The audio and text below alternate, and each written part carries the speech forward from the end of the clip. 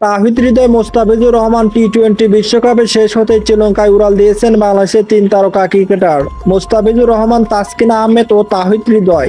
আজ লঙ্কার প্রিমিয়ার লিগের এলপিএল উদ্বোধনী দিনে মাঠে নেমেছেন মোস্তাফিজ এবং তাহিদ হৃদয়। ক্যান্ডি ফ্যালকনসের বিপক্ষে ডাম্বোলা সিক্সার্সের একাদশে জায়গা পেয়েছেন মোস্তাফিজুর রহমান ও তাহিদ হৃদয়। পাল্লেকেলে আন্তর্জাতিক ক্রিকেট স্টেডিয়ামে টস জিতে আগে ব্যাট করার সিদ্ধান্ত নিয়েছেন তাদের দল ডাম্বোলা। আগামীকাল কলম্বো স্ট্রাইকসের হয়ে মাঠে নামবেন তাসকিন আহমেদ। বাংলাদেশের সময় রাত 8টায় ক্যান্ডির বিপক্ষে খেলবে তার দল। সদ্য সমাপ্ত টি-20 বিশ্বকাপে বাংলাদেশের হয়ে ব্যাট হাতে দুর্দান্ত পারফর্ম করেন তাহিদ হৃদয়। 7 ইনিংসে ব্যাট করে দলের পক্ষে সর্বোচ্চ 153 রান করেন তিনি। তার স্ট্রাইক রেট ছিল 128.57।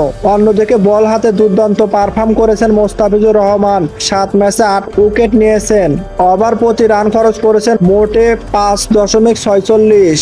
এলপিএল এর গত আসরে জাফনা কিংসের জার্সিতে খেলেছেন তাহিদ। ব্যাট হাতে দুর্দান্ত পারফরম্যান্সের সেবার নজর কেড়েছিলেন তিনি।